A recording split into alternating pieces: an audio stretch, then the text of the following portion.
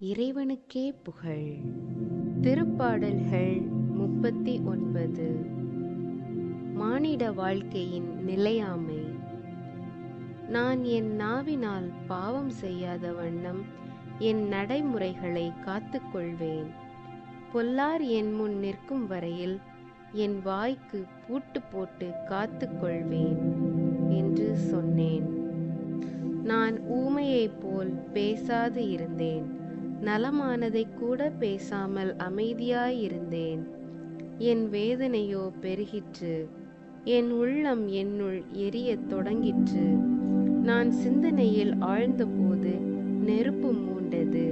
அப்பொழுது என் நா பேசியதாவது: ஆண்டவரே, என் முடிவு பற்றியும் என் வாழ்நாளில் அளவு பற்றியும் எனக்கு அறிவுறுத்தும்.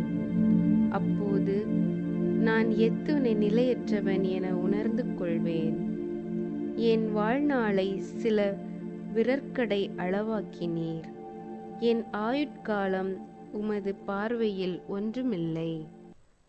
உண்மையில் மானிடர் அனைவரும் தம் உச்ச நிலையிலும் நீர்க்குமிழி போன்றவரே.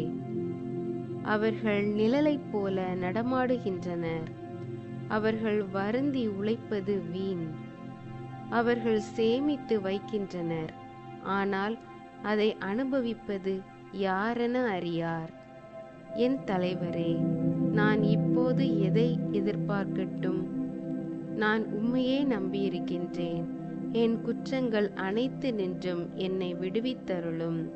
மதிகேடரின் பழிப்புரைக்கு என்னை ஆளாக்காதேயும்.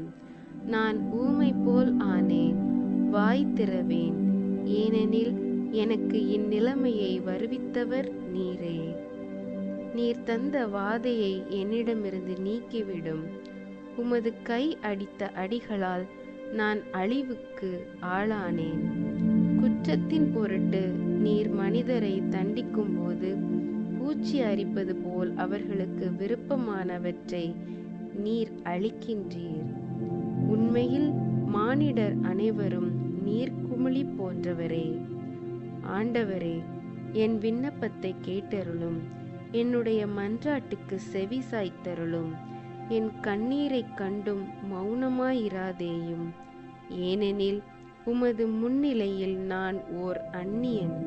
என் மூதாதையர் போன்று நான் ஒரு நாடோடி.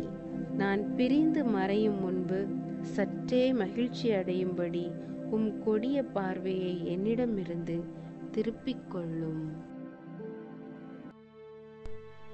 இறைவன் உங்களுக்கும் உங்கள் குடும்பத்திற்கும் அமைதியையும் ஆசீர்வாதத்தையும் அருள்வாராக. ஆமென்.